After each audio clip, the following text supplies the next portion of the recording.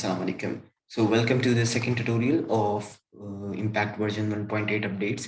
तो second tutorial में हम आज आपको ये बताएंगे कि आप किस तरीके से इन हाउस लॉजिस्टिक्स में यानी इंटरनल लॉजिस्टिक्स में आप किस तरीके से मैनेज करते हैं एक स्पेसिफिक राइडर के अगेंस्ट रिसीवेबल और पेबल। सही। तो फर्स्ट ऑफ ऑल तो इसमें दो तीन चीज़ें होती हैं। वो चीज़ ये है कि आप एम्प्लॉय आपका एक राइडर बना हुआ होना ज़रूरी है। और उससे पहले क्या चीज़ होती है कि आपका एक डिपार्टमेंट राइडर के अगेंस्ट मौजूद होना चाहिए। राइडर के नाम का एक डिपार्टमेंट मौजूद होना चाहिए। जैसे कि यहाँ पे हमने एक डिपार्टमेंट बनाया है राइडर का। उसके साथ साथ इसी डिपार्टमेंट को मैंने स्टॉक मैनेजर की सेटिंग्स में राइडर के डिपार्टमेंट के अगेंस्ट सेलेक्ट भी किया हुआ है। सेलेक्ट डिपार्टमेंट फॉर राइडर्स, यहाँ पर हमें उसने राइडर का डिपार्टमेंट भी दिया हुआ है। तो नेक्स्ट जो थिंग है वो हमारे पास है एम्प्लॉय।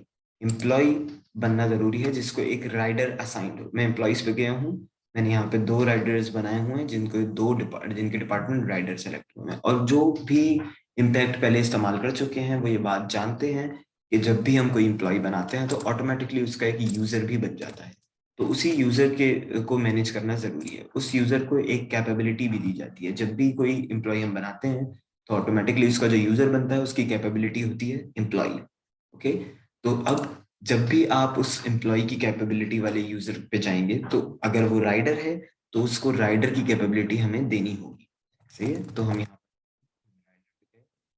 कैपेबिलिटीज में जाते हैं और कैपेबिलिटीज में जाके उसको राइडर की कैपेबिलिटी असाइन करते हैं। जैसे कि यहाँ पे चेक लगाते हैं और उसके बाद फिर अपडेट करते हैं। उसके बाद जो नेक्स्ट थिंग होती है वो होती है इसको लेजर असाइन करना। सही है। एक वेंडर लेजर आईडी असाइन करना।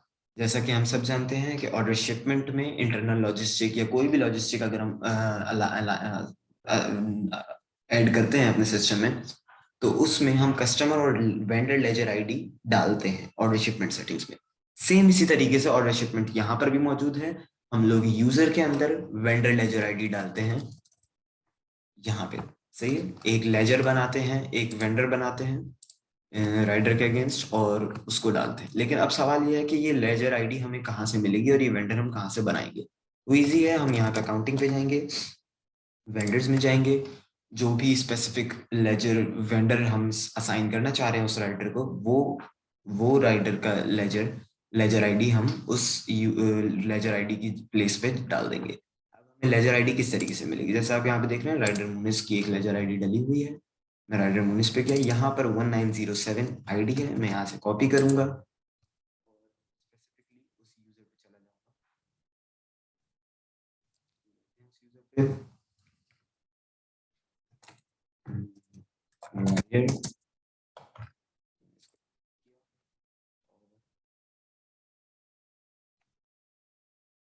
लेजर में यहाँ पर हमने इसको ऐड कर दिया। ओके। तो इस तरीके से अब हमारी कनेक्टिविटी हो गई। सवाल ये है कि ये डिलीवरी एसएलए जो कि हम जानते हैं कि ऑर्डर शिपमेंट सेटिंग में बड़ा ज़रूरी है कि सिस्टम को ये बताना कि कितने चार्जेस किस वेट पर ये असाइन होते हैं।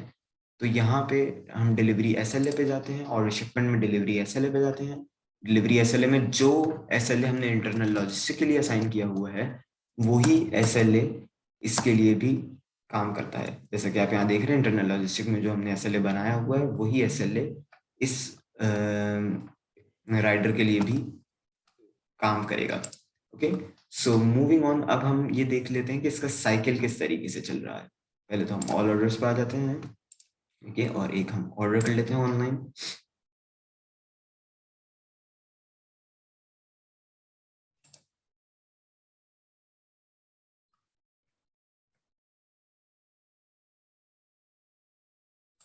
सिंपली एक ऑर्डर किया है।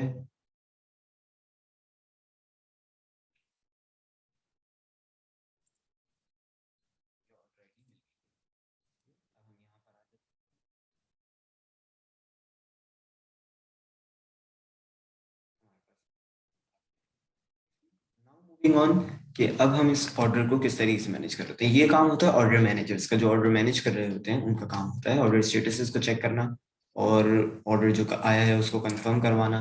कस्टमर से कंफर्म करने के बाद हम डायरेक्ट स्टेटस इसको कंफर्म मार्क कर देते हैं। इसको कंफर्म स्टेटस मार्क करने के बाद हम अप्लाई करने का ऑप्शन आ जाता है, लॉजिस्टिक्स अप्लाई करनी होती है, कंफर्म हमारा स्टेटस मार्क हो गया है, हमने यहाँ पर इंटरनल लॉजिस्टिक्स अप्लाई करनी है। इस ऑर्डर को, इस ऑर्डर पे हमने इंटरनल लॉजिस्टिक्स साइन करी है और हमने चेक लगा के अप्लाई लॉजिस्टिक कर दिया। सही है, हमने ओके कर दिया तो लॉजिस्टिक्स अप्लाई हो गई है।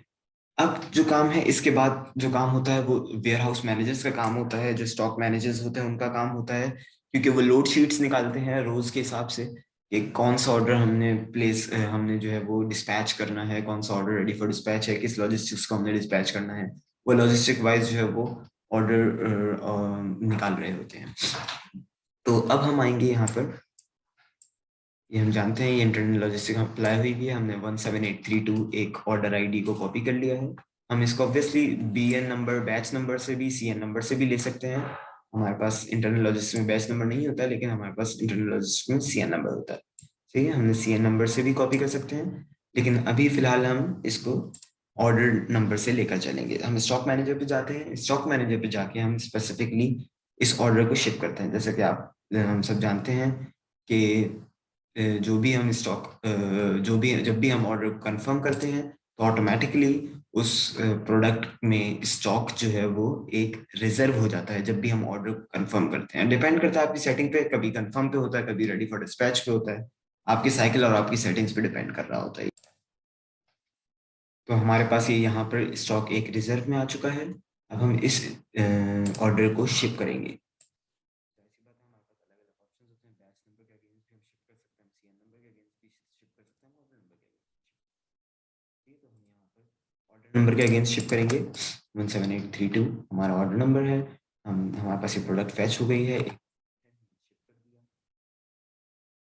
शिप किया। हम इसका इफेक्ट ऑर्डर्स में भी देख लेते हैं, और इसके साथ साथ हमारे पास जेवी भी, हम सब जानते हैं कि एक जेवी भी क्रिएट होती है, जर्नल एंट्री आई मीन, और इसके साथ साथ हमारे पास एक एक्सपेंस भी क्रिएट होता है। डिपेंड करता है कि आपको किस साइकिल पे रख रहे हैं। आप इस वक्त आउट ऑफ फैक्ट्री पे एक्सपेंस यानी इंटरनल लॉजिस्टिक्स, यानी जो भी लॉजिस्टिक है उसके अगेंस्ट जो वेंडर क्रेडिट क्रिएट होना है वो हमने इस वक्त रखा हुआ है आउट ऑफ फैक्ट्री यानी डिस्पैच पे सेट होता है। सही है, तो इसके बाद हम स्टॉक लॉग में जाते हैं, शिपमेंट पेंडिंग होती है, उसको हम लोग अपडेट रिसीवर करते हैं। जब भी राइडर आता है तो हमने रिसीवर किया है, और उसी के साथ साथ यहाँ पर डिस्पैच होता है उसको आउट ऑफ फैक्ट्री या डिस्पैच मार्क कर देते हैं ताकि वो आगे प्रोसीड हो जाए। हमने इसको मार्क कर दिया।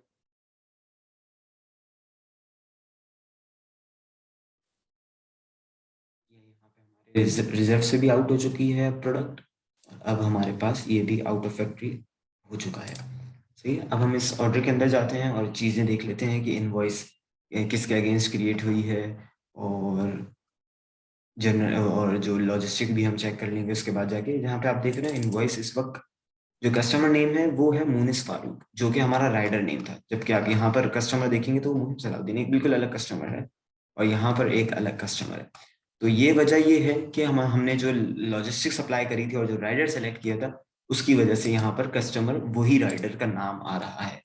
सही है, अब हम इसको एक्सपेंस में भी चेक कर लेते हैं कि क्या जो हमने वेंडर सेलेक्ट किया था उसी वेंडर के अगेंस्ट ये वेंडर क्रेडिट क्रिएट हुआ है या नहीं। सही है? हमने यहाँ पर देखा कि 17826 के अगेंस्ट एक जर्नल एंट्री भी क्रिएट हो गई, जो कि एक सिंपल सी चीज़ है, क्रिएट हर दफ़ा होती है। यहाँ पर हम एक्सपेंस में भी देख लेते हैं कि राइडर मुनिस के अगेंस्ट हमारी जर्नल एंट्री 200 रुपये की अलाइन हो गई है।